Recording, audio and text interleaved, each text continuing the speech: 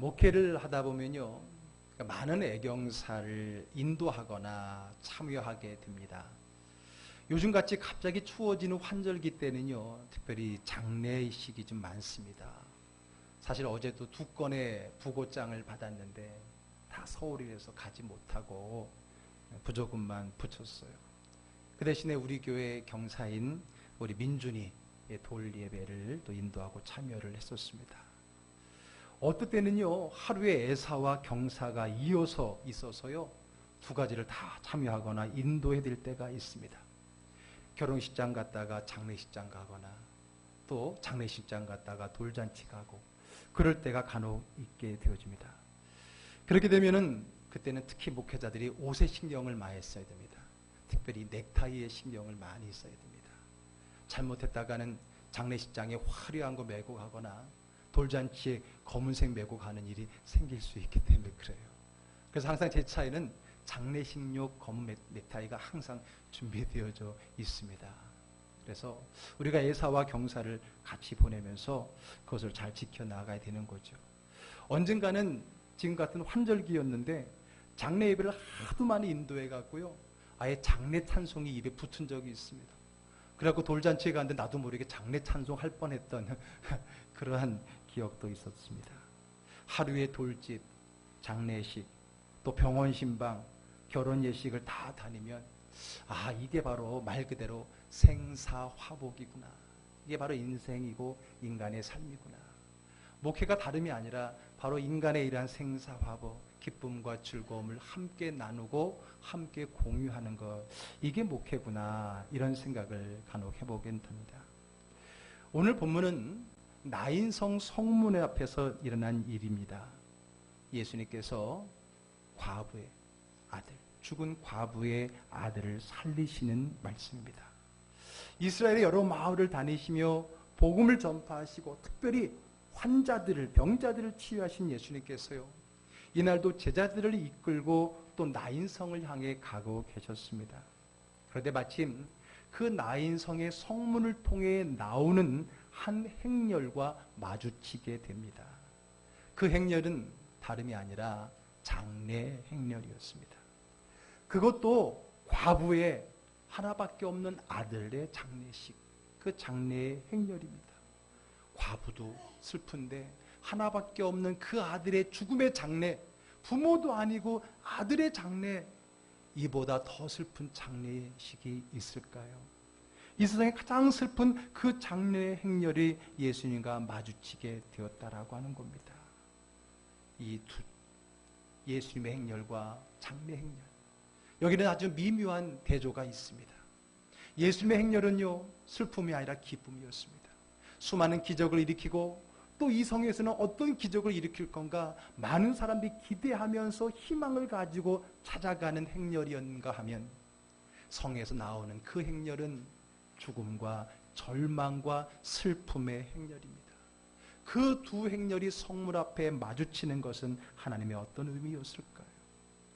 어쨌든 천국 복음을 전파하며 많은 병자들을 치유하셨던 예수님이 또 누군가를 치유하겠다라고 하는 그 희망의 행렬과, 이제는 모든 희망이 사라져 절망과 슬픔과 아픔을 가지고 그 성에서 나오는 그 슬픔의 장례 행렬이 서로 마주치게 되었다라고 하는 겁니다. 여러분들도 아시겠지만 제가 한 달에 한 번씩 요 가까운 현충원에 거기에 안장식 종교 집례를 하러 갑니다. 저는 그곳을 가다 보면은 오늘 이 말씀과 같은 이 2 장면의 마주침을 간혹 볼 때가 있습니다. 가까운 유성 톨게이트를 통해서 장례식 차가 딱 나옵니다.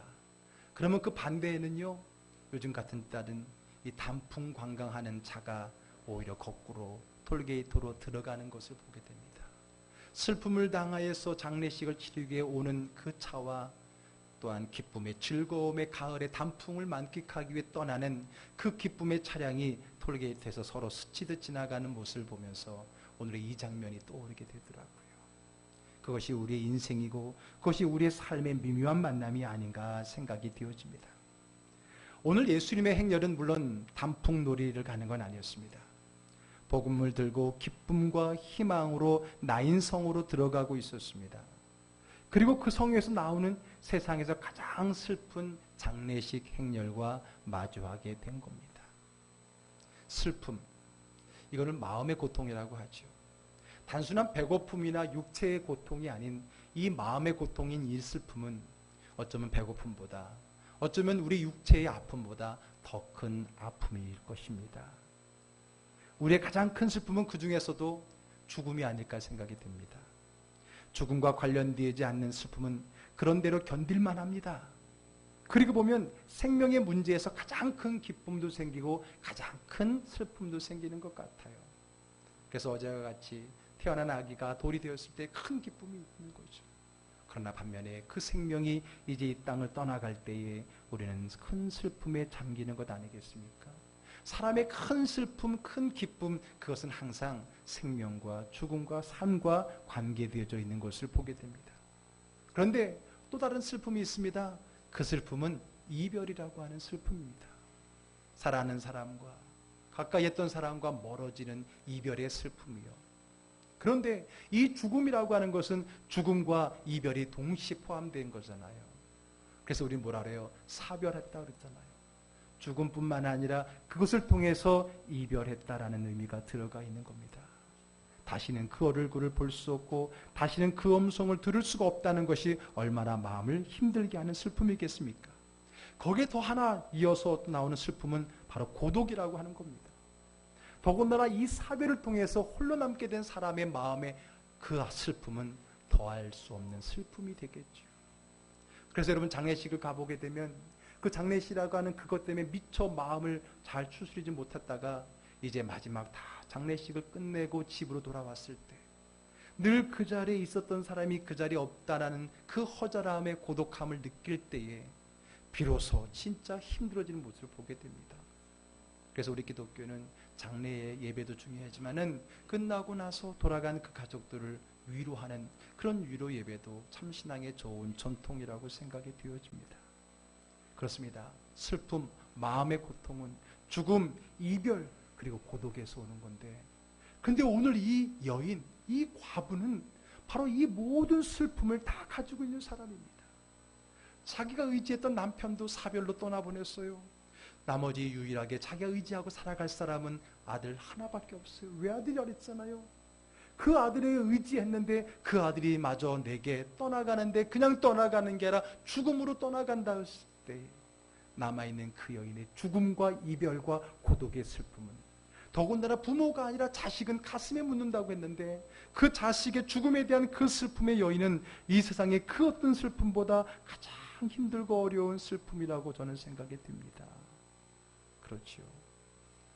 오늘 바로 그 슬픔을 갖고 있는 그 여인, 가장 애처로운 여인, 바로 그녀 앞에 희망의 기쁨을 가진 행렬의 예수님을 만나게 된 겁니다. 물론 그녀가 먼저 예수님을 알아채고 그를 찾아온 것이 아닙니다. 사실 그럴 겨를이나 마음의 여유가 없습니다. 아무리 사람들이 웅성웅성거리고 예수라고 하더라도 지금 가장 극적인 슬픔을 가지고 있는 이 여인의 교회에는 들어오지 않습니다. 아니, 그런 마음의 여유조차 없는 여인입니다. 그러나 예수님께서는 이 세상에서 가장 슬픔의 자리에 있는 그 여인을 외면하지 않으셨습니다. 그리고 먼저 그에게로 찾아가십니다. 그리고는 오늘 본문 13절에 이렇게 말씀하십니다. 한번 같이 읽어볼까요? 주께서 과부를 보시고 불쌍히 여기사 울지 말라 하시고, 예수님께서 그 여인이 먼저 예수님 부른 것도 아니에요. 찾은 것도 아니에요. 누구처럼 다윗 사슴 예수 나를 불쌍히 여겨달라 말한 것도 아니에요. 그러나 그 장면을 너무나 안타깝게 보신 예수님이 불쌍히 여기사 가서 울지 말라라고 말씀을 하십니다. 자, 여기서 여러분, 이 울지 말라라는 말은 그냥 영혼 없는 형식적인 위로의 말이 아닙니다. 여러분, 가끔 장례식장 가면은 뭔가 좀 말을 던져야 되는데 뭐라고 해야 될지 참 난감해갖고 자기도 못 알아듣는 말로 조금 하다가 끝내버릴 때가 많이 있잖아요. 오늘 예수님도 마치 조문객이 하는 그 위로의 한마디, 늘 하는 그런 식상한 말 한마디로 울지 말라고 하는 것은 아닙니다. 그렇다고 해서 인생은 다 그러는 거야, 울지 마, 이런 얘기도 아닙니다. 운다고 죽은 아들이 돌아오냐? 울지 마, 그것도 아닙니다. 죽은 사람은 죽은 거고 산 사람이나 살아야지, 힘내 살아야지, 울지 마, 힘내, 이런 말도 아닙니다. 그러면 오늘 예수님께서 성경은 너무 간단하게 써놓은 울지 말라라고 하는 그 말의 의미는 뭘까요? 여러분, 오늘 성경은요 이렇게 말합니다. 불쌍히 여겼다 그랬습니다. 그냥 울지 말라라고 표현하지 않고 불쌍히 여기사 울지 말라고 하셨습니다. 불쌍히 여기사 울지 말라라고 하는 이 말을 통해서 제가 번뜩 떠오르는 한 만화 그림이 있었습니다. 여러분, 주보 이면에도 제가 오늘 그것을 그려 넣었는데요. 그려 넣은 게 아니고 카페에 넣었거든요. 한번 자막이 또 한번 띄워주세요. 여기 화면에 제가 한번 잡았는데, 오늘 불쌍히 여기사 울지 말라라고 하는 그 말씀을 하신 그 말씀을 듣고 제 머릿속에 번뜩 떠오르는 게, 제가 오래전에 인터넷을 통해서 그림을 가지고 묵상하는 그런 장면에서 봤던, 그리고 참 감동이 되었던 그러한 그림입니다. 한번 보세요. 어떤 한 사람이 말합니다. 주님, 왜 저에게 이런 고난을, 여기에 무언가 주님의 뜻이 있는 거겠죠? 앞에 자막에도 한번 띄워주시겠어요? 맞아요. 인내는 연다는 소망을, 그렇죠? 그런 거죠. 애써 자기의 슬픔을 좀 믿음으로 위로받고 싶은 마음에 주님 앞에 얘기를 할 때, 주님은 우리 예상과 다르게요, 그에게 다가와서 그의 눈물을 닦으시면서 이렇게 얘기하죠. 그 얘기는 잠시 뒤에 하면 안 되겠니?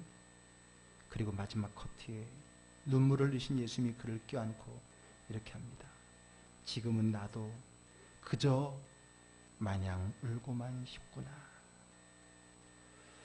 저는 이 네커트의 이 만화를 보면서 참 많이 울었던 기억이 납니다.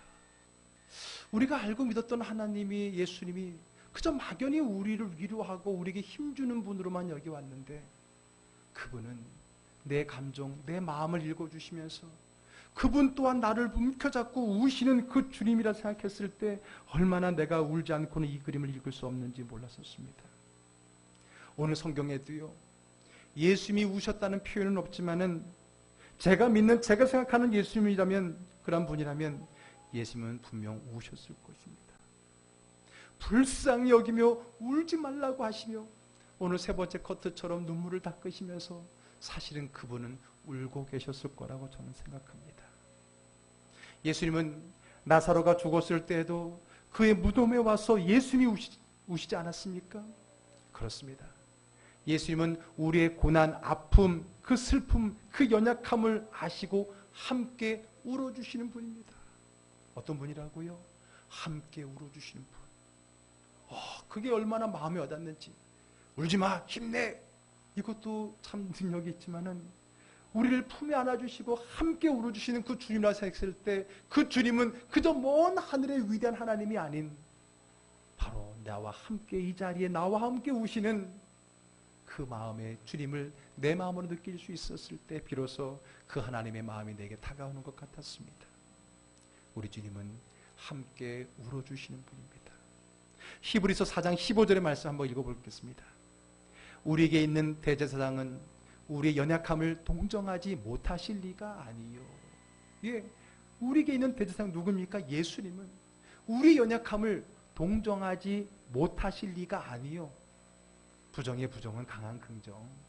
그분은 우리 연약함을 이해하시고 동정하시며 품어주시고 감싸 안아주시는 그런 하나님이신 줄로 우리가 분명히 믿습니다. 아멘. 요즘같이 각박한 세상에 함께 울어줄 이웃이 있다는 거, 이게 얼마나 큰 힘이 됩니까?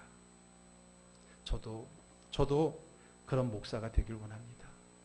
예수님처럼 함께 울어줄 수 있는 목사가 되는 것, 이게 저의 소망입니다.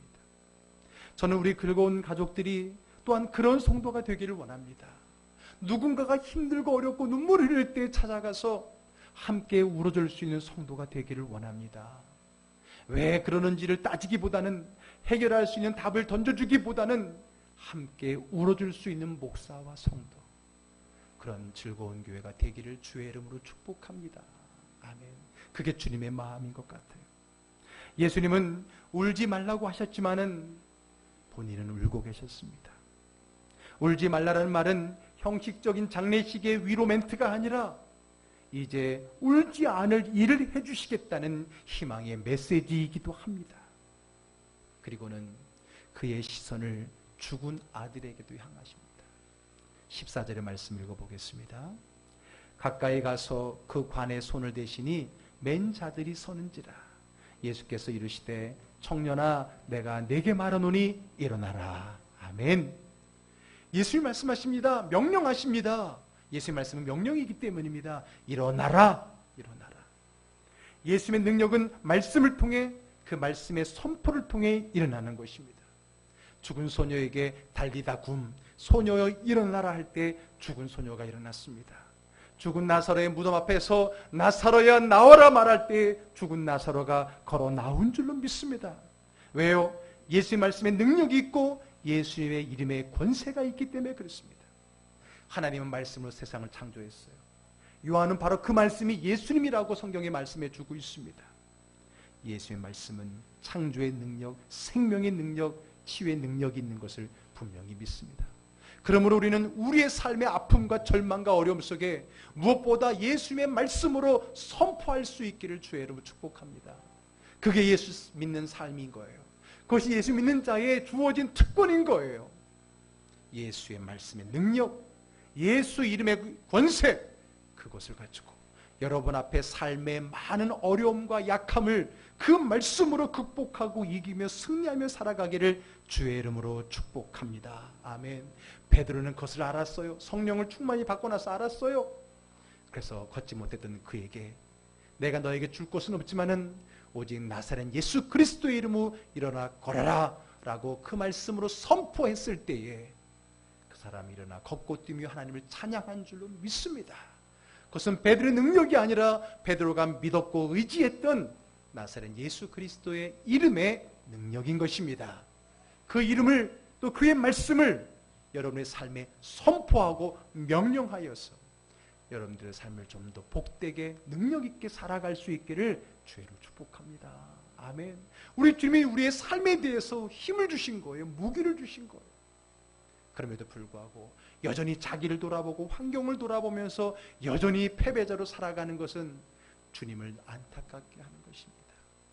오늘 예수의 이름의 능력, 그 예수의 말씀의 능력으로 여러분 앞에 있는 문제에게 명하시기를 바랍니다. 일어나라. 오늘 주님도 말씀하셨습니다. 일어나라, 일어나라. 그리할 때 우리 하나님의 능력이 나타났습니다. 어떻게 나타났습니까? 15절의 말씀 읽어보겠습니다. 죽었던 자가 일어나 앉고 말도 하거늘 예수께서 그를 어머니에게 주시니. 죽었던 자가 어떻게 했다고요? 일어나 앉고 말도 했다 그랬습니다. 살아나는 역사가 있게 된 겁니다. 기적이 일어난 겁니다. 할렐루야. 하나님 말씀에 기적이 있습니다. 죽은 자가 살아났습니다. 그리고 무엇보다 그 과부의 어머니의 슬픔이 변하여 기쁨이 되었을 것입니다. 그 여인이 가장 큰 슬픔이었던 것에 반해서 그 이후에 일어난 사건은 가장 큰 기쁨이 되었다라고 하는 겁니다. 저는요, 오늘 이 본문을 보면서 이런 생각을 했습니다. 사실 여러분, 많은 경우 예수님의 치유의 사건을 보게 되면 항상 등장하는 게 뭐라 그랬어요? 믿음이라고 그랬잖아요. 그래서 하나님은, 예수님은 치유를 하실 때마다 꼭 하시는 말씀이 내 믿음이 크도다. 이만한 믿음 본 적이 없느니라. 내 믿음대로 될지어다. 늘 그랬거든요. 그게 예수님의 치유의 하나의 패턴이고 공식이었습니다. 저도 그렇게 믿고 그렇게 가르쳐왔고 그러한 믿음을 가지라고 선포했었습니다. 그런데 웬일인지 예수님의 치유의 사역 가운데는 그 믿음이 전혀 들어가 있지 않는 믿음과 상관없는 것 같은 치유와 기적이 나타날 때가 있습니다. 솔직히 말해서는 그런 사건들은 솔직히 잠시 지나쳐버렸어요. 왜? 내가 알고 가르치는 그 패턴과는 다르기 때문에 무시하려고 했고 그런 다른 케이스하고 제외하고 넘어가려고 할 때가 많았습니다. 그러나 오늘 말씀에 오늘 이 여인을 보십시오. 이 여인은 믿음이 있었습니까? 그 아들은 믿음이 있었습니까? 그 성경 어느 구절에도 그 여인이 또는 그 아들이 믿음이 있었다라고 말하지 않습니다. 누구처럼 울면서 예수 옆에 달려가서 나를 불쌍히 여겨달라고 먼저 찾아갔던 것도 아니었습니다. 물론 그런 마음의 결혈도 없었습니다. 그런 그에게도 주님은 찾아가셨던 겁니다. 그러고 보니까 베데스다 연못가에 있었던 38년 병자도 주님을 찾지 않았습니다. 주님이 다가가셨을 때조차도 주님께 구하지도 못했습니다. 자기의 삶의 원망만 풀어놓았습니다. 그럼에도 불구하고 주님이 그를 고쳐주신 것을 보게 됩니다. 그럼 뭡니까? 우리 주님은 그 믿음의 공식이 아닌 그 예외 상황은 무엇인 것입니까? 오늘의 치유는, 오늘의 기적은 도대체 믿음이 아니면 무엇을 통해서 이루어진 것입니까? 오늘의 치유의 근거는, 오늘 기적의 근거는 단 한 가지뿐입니다. 오늘 성경에 분명히 말해주고 있습니다. 불쌍히 여기사. 무엇이라고요? 불쌍히 여기사. 주님이 보시기에 불쌍히 여기사 그것 하나가 오직 그 사람을 살리는, 그 영혼을 치유하는 38년 된 병자도 마찬가지고요. 그것이 유일한 치유의 근거였습니다. 오늘 이 여인이 보인 것은 믿음도 아니었습니다. 예수님께 간절히 구한 것도 아니었습니다. 그러나 예수님은 그녀를 불쌍히 여기셨습니다. 그것이 예수님이 그 여인을 찾아가서 아들을 살려주신 유일한 근거라고 하는 겁니다. 저는 이번 달 우리 즐거운 교회의 목적이자 비전 중에 하나인 영혼 구원에 대한 말씀을 전하고 있습니다. 그리고 그 시리즈의 제목을 여러분 현수막에도 보듯이 소중한 눈물 한 영혼이라고 했습니다. 먼저 이 소중한 눈물의 한 영혼이 바로 누구라 했어요? 나 자신이라 했습니다. 주님이 소중히 여기는 그 한 영혼이 나였기 때문에 내가 오늘 여기에 있다라고, 오늘 우리가 누군가를 소중히 여기고 눈물을 흘리며 그 영혼을 구원해야 될 그 출발은 바로 주님이 먼저 나를 사랑하고 구원했다는 것에서 출발해야 된다라고 말씀을 드렸습니다. 그러므로 우리도 이 예수님의 이 한 영혼을 사랑하는 마음을 가지고 때로는 목숨을 걸고 때로는 내 것을 포기하고 때로는 대가를 치르면서 우리는 그 영혼을 구해야만 된다고 말을 했습니다. 그렇다면 그 영혼에 대한 우리들의 마음은 무엇일까요? 그러면 우리가 구해야 될 그 소중한 한 영혼에 대한 우리의 마음가짐은 어떠해야 될까요? 그 사람과는 아무런 마음의 관계없이 그저 주님과의 관계 때문으로만 그에게 다가가는 것입니까? 물론 처음에는 그러하겠죠. 그러나 그 영혼을 구원하는 길에는 단순히 주님과 나와의 관계만으로 되어지지 않는다는 것을 우리는 알아야 됩니다. 나의 영혼 구원 전도가 주님과의 사랑에서 시작됐지만은 이제 그 사랑은 나로 내 앞에 있는 이 한 영혼에 대한 사랑으로 이어져야만이 그 영혼을 구원할 수 있다라고 하는 말씀입니다. 아멘. 빨랐어요? 아니면 잘 못 알아듣겠어요? 좀 따라오고 계시는 거예요? 단풍놀이 가신 거 아니죠? 예, 여러분. 이번 달 영혼 전도에 대한 말씀의 첫 출발은 하나님이 나를 향한 사랑이었습니다. 오늘 마무리는요, 내가 구워될 그 영혼에 대한 사랑이라는 거예요. 내가 그 영혼을 위해 다가가는 그 출발은 주님과 나의 사랑에서 시작이 되었지만 그 영혼을 구원하는 구원의 완성은 이제 내가 그 영혼을 향해 사랑으로 다가가야 된다라고 하는 것입니다. 아멘. 그저 주님이 명령하셨기 때문에, 그저 주님이 나를 사랑하셨기 때문에 저 사람과의 아무런 관계없이 전도를 하는 겁니까? 아니라는 거예요. 거기서 머물기 때문에 때로는 우리가 그 영혼을 놓치고 그 영혼을 주께로 온전히 인도하지 못할 때가 많다라고 하는 것입니다. 오늘 그 한 영혼에 대한 그 사랑의 마음을 가지고 찾아갈 때에 직접 그 영혼의 그 주님이 나를 사랑했던 마음을 가지고 우리가 찾아갈 때에 비로소 그 영혼의 주 앞에 이를 수 있는 겁니다. 예수님도 하나님을 사랑했고 하나님 말씀에 순종만으로 이 땅에 오셔서 영혼을 구원한 것이 아닙니다. 이 땅에 오셔서 우리 영혼을 바라보시고 우리 영혼을 위해서 눈물을 흘리시며 우리 영혼을 사랑하셨다는 거예요. 우리 영혼 한 영혼을 불쌍히 여기셨다는 거예요. 그의 아픔에 찾아가서 함께 오셨다는 거예요. 그 마음이 우리 한 영혼을 구원할 수 있게 되었다는 겁니다. 예수님께서 십자가를 못 박히시기 전에 전날 밤 겟세마네에서 기도하셨습니다. 그냥 기도했습니까? 울면서 기도했다 그랬어요. 성경은 그 눈물이 핏방울이 되어 떨어졌다라고 이야기하고 있습니다. 얼마나 울어야 눈물이 핏방울이 됩니까? 얼마나 간절하게 그 영혼을 불쌍히 여기며 눈물을 흘려야 그 눈물이 핏물이 될 수 있겠습니까?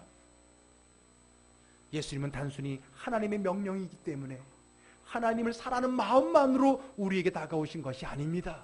그것은 기본이었고, 우리에게 다가오셔서는 이제는 우리를 사랑하고 우리를 위해 눈물을 흘리시는 그 사랑이 있었기 때문에 오늘 우리의 구원이 임한 줄로 믿습니다. 아멘. 마치 한 남자를 사랑해서 그 사랑의 결과로 내 안에 태중의 아기를 얻었지만, 이제 그 후부터는 이제 이 태아이, 또 태어난 아기에 대한 사랑으로 내 모든 것을 눈물을 흘리는 부모의 마음과 같이 아내로서의 사랑에서 어머니로서의 사랑으로 바뀔 때에 그 생명을 얻을 수 있는 것처럼, 이제 우리도 소중한 한 영혼, 눈물의 한 영혼을 얻기 위해서는 주님을 향한 사랑으로 시작되었지만 이제는 그 영혼을 향한 눈물의 사랑이 아니고서는 그 영혼을 얻을 수 없다라고 하는 말씀인 것입니다. 오늘 전도자로 부름받아서 이 가을, 결실의 가을의 영혼을 구하는 일에 나아가야 될 우리의 가져야 될 마음 자세가 무엇입니까? 비장한 각오, 어떻게든 예수 말씀에 충성하려고 하는 자세? 물론 그것도 중요합니다. 아니, 그것이 시작이 되어야 됩니다. 그러나 전도자의 마음에 더 필요한 것은 그 다음은 바로 내가 구해야 될 그 한 영혼을 사랑하며 불쌍히 여기며 소중히 여기며 그 영혼을 위해 눈물을 흘려야 된다라고 하는 것입니다. 아멘. 그 영혼을 위해 울어줄 수 있는 마음, 그 영혼을 위해서 울어줄 수 있는 눈물의 기도가 오늘 우리에게 그 영혼을 구원할 수 있는 마지막 힘이 되는 것입니다. 16절의 말씀 보겠습니다. 모든 사람이 두려워하며 하나님께 영광을 돌려 이르되 큰 선지자가 우리 가운데 일어나셨다 하고 또 하나님께서 자기 백성을 돌아보셨다 하더라. 아멘. 여러분, 그 사건을 보고 그 동네 사람들이 깜짝 놀랐습니다. 놀라워했습니다. 두려워했습니다. 그리고 하나님께 영광을 돌려서 야, 큰 선지자가 나왔구나 라고 말했습니다. 그건 당연한 거지요. 그걸 보고 놀라하고 두려워하고 야, 이전에 없었던 큰 선자가 나왔구나 라고 말할 수 있어요. 그건 충분히 그럴 수 있어요. 그런데 오늘 16절이 우리에게 한 가지 더 들려주는 메시지가 있어요. 그게 뭐예요? 하나님께서 자기 백성을 어떻게 하셨다고요? 돌보셨다는 거예요. 돌아보셨다는 거예요. 오늘 그 말씀이 바로 오늘 우리가 말하고 싶은 그 영혼에 대한 불쌍히 여기는 마음을 표현하고 싶었던 거 아니겠습니까? 돌아보셨다는 거예요. 돌보셨다는 거예요. 영어 성경에는 원문에 가까운 성경으로 표현된 거 보면 돕기 위해 찾아오셨다, 오셨다, 방문하셨다라고 되어 있어요. 물론 그냥 온 게 아니라 돕기 위해 오신 거니까 결국은 돌보시는 거와 같은 거겠죠. 어쨌든 그것은 돌봄입니다. 그냥 하나님의 말씀을 전하는 사명, 얘다 내가 던졌으니까 먹든지 말든지 네가 해라. 나는 전했다. 듣든지 말든지 그건 네 몫이다. 네가 복이 있으면 믿을 것이고 복이 없으면 안 믿을 것이고 이거는 네 팔자다. 이렇게 복음을 던져놓고 끝내는 게 아니라는 거예요. 할 수 있기는 그 영혼이 주님 만나서 생명과 구원의 자리에 이르기를 간절히 소망하는 마음으로 눈물을 흘리며 그 영혼을 기도하는 그 마음이 있을 때에 그 영혼이 주 앞에 오는 줄로 믿으시기를 바랍니다. 주님을 향한 사랑, 주님이 나를 향한 사랑이 나로 하여금 전도자를 세웠습니다. 그러나 전도의 완성은 내가 그 영혼에 대한 눈물이어야 됩니다. 저는 그렇게 말하고 싶습니다. 여러분들이 전도해도 안 오는 그 사람이 성품이 안 좋아서 고집이 세서 악해서가 아니라 여러분들이 그 영혼을 향한 눈물이 모자라기 때문 아닐까요? 한번 그런 생각 해보지 않으셨습니까? 여러분들이 그렇게 전도하고 싶어도 안 되는 그 사람은 고집이 세고 악하고 태생적으로 하나님과 멀기 때문이 아니라 여러분들이 그를 위해서 울어주어야 될 눈물이 부족하기 때문은 아닐까요? 이 가을에 오늘 아까 보았던 그 그림의 한 장면처럼 그저 그 영혼을 품에 안고 울어줄 수 있는 그 예수님의 마음이 없이 우리가 그 영혼을 얻을 수 없고 그 영혼을 구원할 수 없다라고 하는 사실을 우리는 이달에 이제 영혼에 대한 전도에 대한 이 마지막 주 설교에서 우리는 이 말씀을 들어야 됩니다. 저는 이 가을에, 가을은 저절로 눈물 많이 나오는 계절 아니에요? 떨어지는 낙엽만 보아도 눈물 안 나와요? 강팍해져 가고 말이야. 그러고 보니까 요즘에 별로 시도 별로 안 읽으시죠? 전에는 떨어지는 낙엽 하나만 봐도 막 눈물이 나오고 막 그랬던 시절이 있었잖아요. 이제 우리 영혼의 감성을 갑시다. 저는 이 가을에 여러분 울기를 원합니다. 울기를 원해요. 나를 향한 그 주님의 사랑에 감동받아 울고 내가 구해야 될 그 영혼을 위해서 그 필요한 눈물을 흘릴 수 있는 이 가을이 되기를 원합니다. 괜히 애매한 낙엽 보고 울지 마시고요. 여러분 주변에 나의 눈물이 부족해서 여전히 그 어둠에 거하고 있고 어둠의 세력에 묶여있는 그 영혼을 위해 한번 울어볼 수 있기를 주의 이름으로 축복합니다. 말씀으로 선포할 때 그를 묶고 있는 어둠의 권세가 떠나갈 것이고요. 눈물을 흘릴 때 그 영혼에 예수의 마음이 심겨지게 될 줄로 분명히 믿습니다. 아멘. 단순한 관계를 뛰어넘으세요. 그 영혼을 불쌍히 여기는 마음을 가지십시오. 비록 그 사람이 나와 관계가 안 좋고 원수일지라도 그 영혼을 위해 눈물을 흘릴 때 하나님이 그 영혼을 향한 사랑하는 마음을 주실 것입니다. 그리고 머지않아 그 영혼이 주의 자리에, 예배 자리에, 이 자리에 함께 있게 될 것입니다. 사랑하는 즐거운 교회 여러분, 저와 여러분, 우리 모두가 이 가을에 우리 주변에 있는 영혼을 품고 그 소중한 눈물, 그 한 영혼을 위해 울어서 그 영혼을 주께로 인도할 수 있는, 주님이 그것 때문에 한 번 더 기뻐하셔서 오실 수 있는 기회가 되기를 바랍니다. 누가복음 15장의 그 탕자의 아버지는 그냥 기다리지 않았어요. 밤마다 늦은 밤까지 행여나 오늘 오지 않을까 동네밭 어귀에서 눈물을 흘리며 기다리지 않았겠습니까? 눈물을 흘리며. 오늘 그 눈물이 우리에게 있기를 원합니다. 그 눈물이 한 생명을 살릴 수 있다면 우리는 울어야 됩니다. 울어야 됩니다. 그 영혼을 위해 울어 그 영혼을 주께로 인도할 수 있는 이 계절, 그리고 즐거운 교회, 이 추수의 계절이 되기를 주의 이름으로 축복합니다.